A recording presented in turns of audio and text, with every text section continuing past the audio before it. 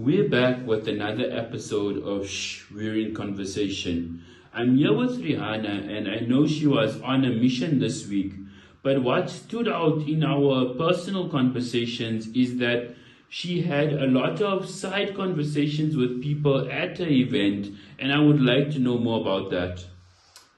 Well, Adil, actually, these were not side conversations at the event. I think they were really side conversations that happened in unexpected ways that over and above the core work that I went to Limpopo for have really stayed with me. And there were two in particular.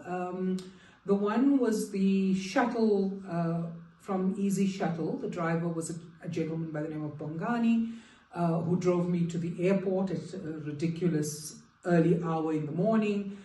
And we got chatting about a range of things, and he raised issues around the home environment that one is raised in and the extent to which that influences you.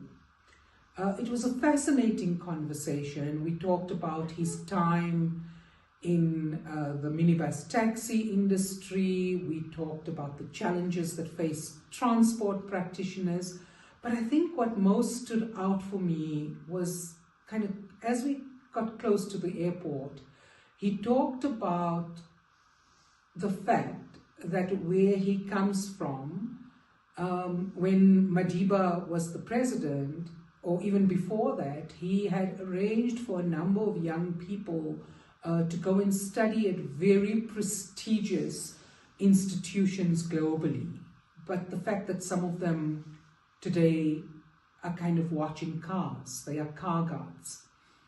And our conversation focused a lot on substance abuse, gambling, themes that came up a few weeks ago when young Sia was here, and he talked about the only people who want to fund conversations for young people are actually alcohol brands and gambling industry.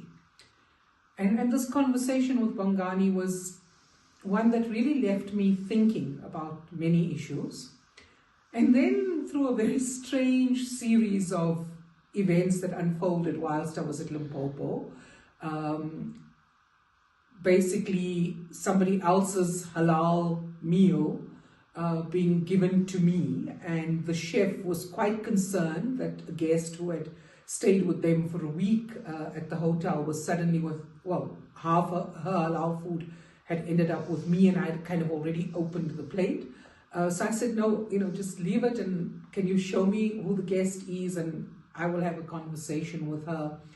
And the next morning, the Sister Asia Hendricks, and I ended up having breakfast together. She, of course, was incredibly gracious about this issue that had happened with her meal being given to me, and was very willing to share her meal. But more importantly than that was meeting this phenomenal stranger, in inverted commas, who works for the Department of Basic Education, but who actually has specialized in learning therapy.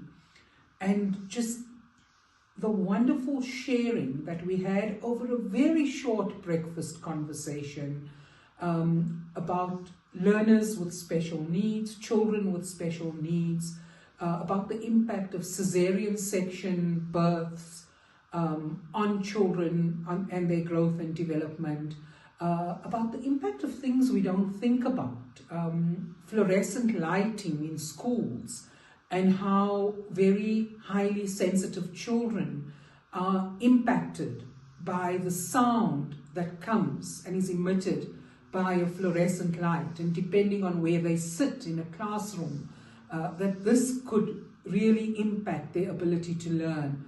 She also raised something that I have never thought about: the grey school pants that young boys are expected to wear to school, and the fact that they often have this fluff that gets quite irritating for highly sensitive children.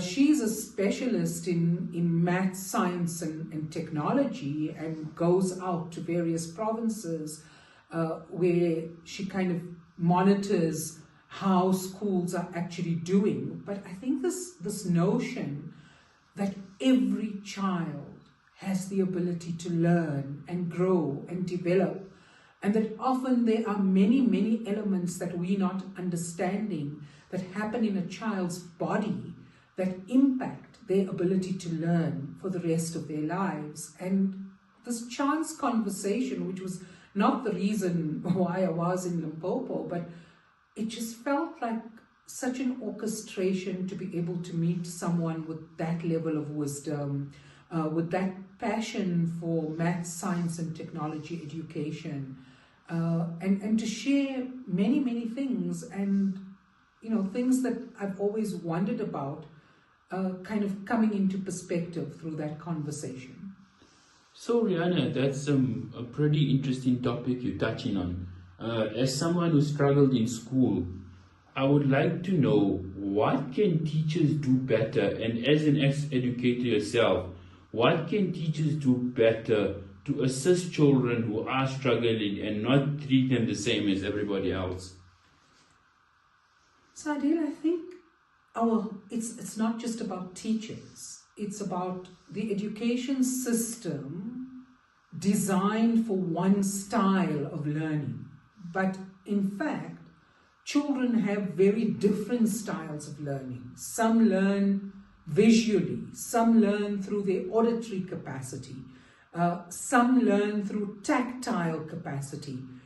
And I think in an education system that kind of expects young children to sit still, when in fact learning is through exploring, through touching, through movement, which obviously the large numbers of learners in a classroom, the kind of administrative burden that is being placed on educators, means that many educators just don't have the opportunity to understand the various forms of learning that happen and how to set up a classroom environment in a way that caters for those different forms of learning. I think we've heard Cyril Turton talk to us before about his own battle with reading and how a kind librarian, this notion of an adult who takes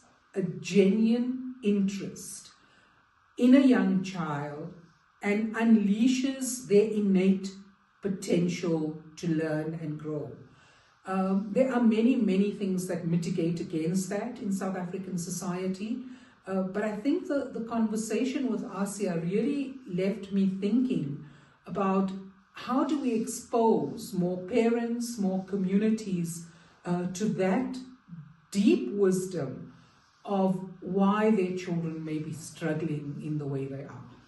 So what are your thoughts on individualized learning? Because I noticed in my own story, when I learned how to learn, that was the game changer. And I know everybody does not have that opportunity or is presented with such an amazing experience. But could you touch more on individualized learning? So I really does feel like you know more about individualized learning than I do. I really don't know much about it, and it's been many, many years since I've been in a classroom. But if I can just say, I mean, when I was teaching, the notion that every child is individual, every child has their own story, that they've come into your classroom with a range of life experiences that you may know nothing about. And I remember a movie I watched many years ago called The Marva Collins Story. It's based on a true story of an American educator who exited the public school system to start her own education offering from home. And it was really focused on, I first need to understand the reality of the circumstances that my learners come from, and show them that I deeply care, and show them the potential they have within themselves.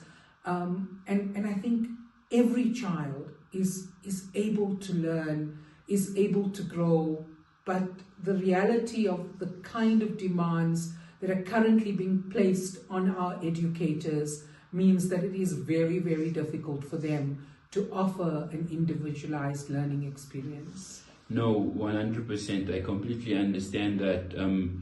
And I think it comes down to the willingness of the child itself as well to explore various avenues for themselves, in my opinion.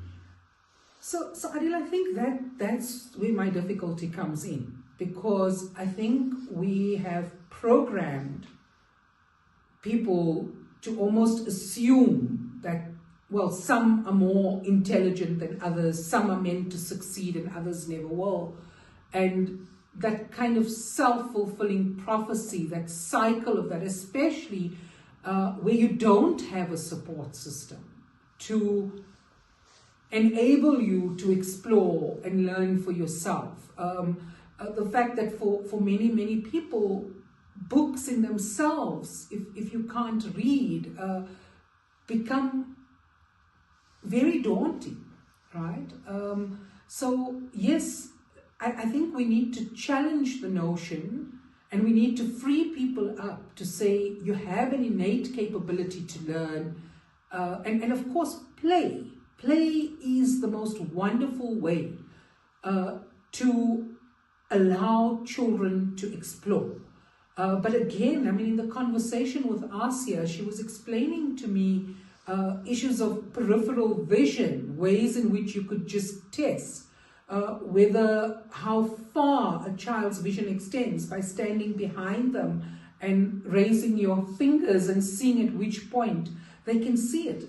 You know, even though I'm trained in education, these are not concepts I have ever been exposed to before. And again, like just this absolute chance conversation that has really got me wondering about, for example, our national stats on how many children at the age of 10 who can't read for meaning, even in their mother tongue language. And are we actually, when there's somebody with this level of skill in the system, can they actually be heard? And can we take that level of wisdom and bring it to the service of society?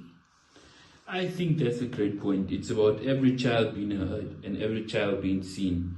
Thank you so much for your time today, Rehana. We really appreciate your input, and we'll be back next week with another episode of Shhh, We're in Conversation.